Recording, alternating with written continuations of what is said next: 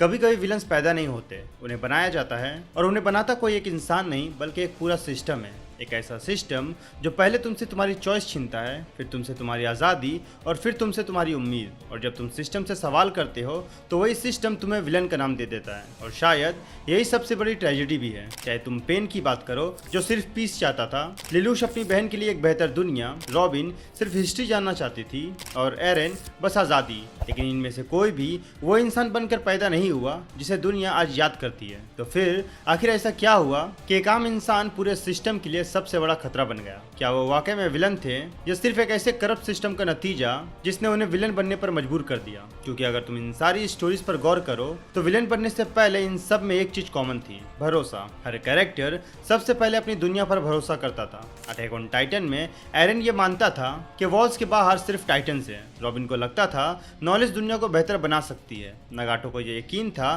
कि लोग एक दिन शांति से रह सकेंगे। और लिलुश, उसे लगता था कि अगर वो पॉलिटिक्स से दूर रहे तो कम से कम अपनी बहन के साथ एक नॉर्मल जिंदगी जी पाएगा। लेकिन फिर कुछ ऐसा होता है जो उनका सिस्टम पर से भरोसा हमेशा के लिए तोड़ देता है। एरन के लिए बेसमेंट सिर्फ एक रूम नहीं था, वो इस झूठ का दरवाजा था जिस पर उसकी पूरी दुनिया खड़ी थी। रॉबिन के लिए ओहारा सिर्फ एक घर नहीं था, वो उस दिन की याद थी जब उसने देखा कि सच बोलने की सजा पूरे आइलैंड को मिटा देना भी हो सकती है। नगाटो के लिए याहिको की मौत सिर्फ एक दोस्त को खोना नहीं था, उस दिन उसने पीस पर से भरोसा भी खो दिया था। और लिलुश, उसने ब्रिटानिया को उस दिन समझा जब उसे एहसास हुआ कि इस सिस्टम में कुछ लोगों की जिंदगी जन्म से ही कम कीमती मान ली जाती है। और अगर तुम गौर करो तो इनमें से किसी का ही पहला कदम रेवोल्यूशन नहीं था, उनका पहला कदम था एक सवाल कि जो दुनिया हमें दिखाई गई थी क्या वो वाकई में सच थी? और शायद हर बदलाव की शुरुआत भी यहीं से होती है। तलवार उठाने से पहले इंसान सवाल उठाता है, लेकिन यहाँ बात और इंटरेस्टिंग हो जाती है क्योंकि जिस पल कोई इंसान सिस्टम पर सवाल उठाता है उसी पल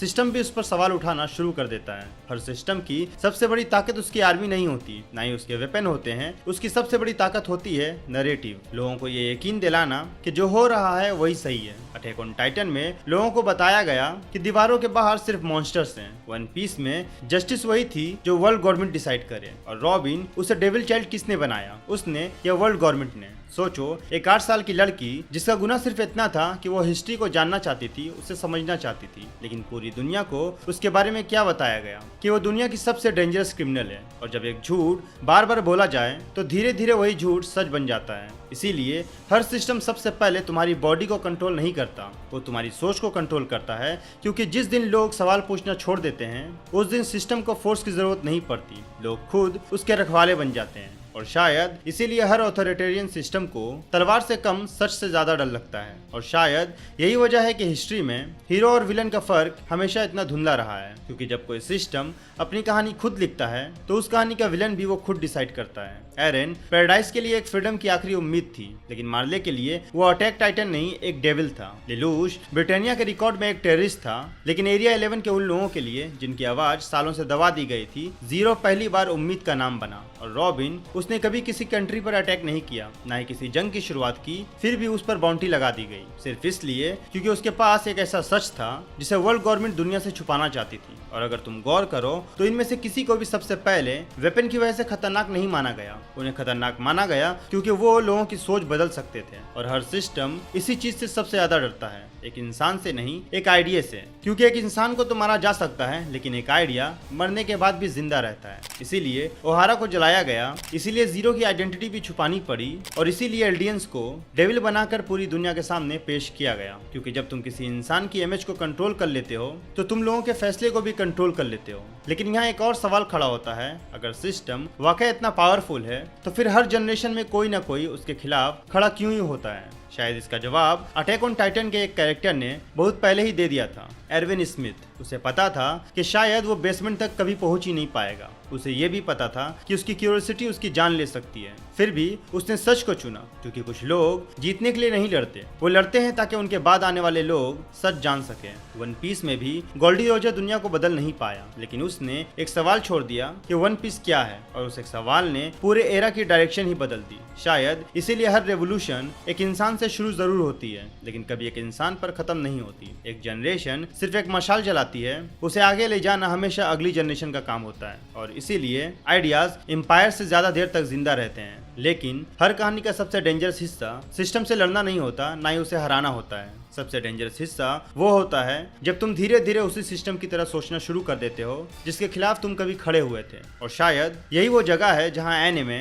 बाकी स्टोरी से अलग हो जाता है, क्योंकि ये रेवोल्यूशन को कभी ग्लैमरस नहीं दिखाता, ये उसकी कीमत दिखाता है। एरन फ्रीडम के लिए निकला था, उसका सपना बहुत सिंपल था, दीवारों के बाहर की दुनिया को देखना। लेकिन जितना ज्यादा वो सच के करीब आता गया, उसकी दुनिया उतनी ही और छोटी होती गई और आखिर में उसके पास सिर्फ दो चॉइस बचे, अपने लोगों को खो देना या पूरे वर्ल्ड का दुश्मन बन जाना। पेन भी कभी दर्द बांटना नहीं चाहता था, वो तो उस दुनिया में बड़ा हुआ जहाँ वो और कभी खत्म ही नहीं हुए। उसने बार बार अपने करीबी लोगों को खोया और एक वक्त के बाद उसने ये मान लिया कि अगर लोग दर्द महसूस ही नहीं करेंगे तो वो पीस की कीमत कभी नहीं समझेंगे। और फिर पीस का रास्ता दर्द से होकर गुजरने लगा। लिलुश की कहानी भी कुछ अलग नहीं थी। उसने पावर इसलिए नहीं मांगी क्योंकि उसे दुनिया पर राज करना था, उसने पावर मांगी क्योंकि उसे लगा कि इस सिस्टम को हराने का यही एक तरीका है। और आयरनी देखो, तीनों की जर्नी एक ही जगह से शुरू हुई थी, फ्रीडम, पीस और एक बेहतर दुनिया। लेकिन जब वो लोग अपने मंजिल के करीब पहुंचे तो उनके हाथों में वही चीज था जिससे वो शुरू से नफरत करते थे, पावर। और पावर इंसान का टेस्ट लेती है।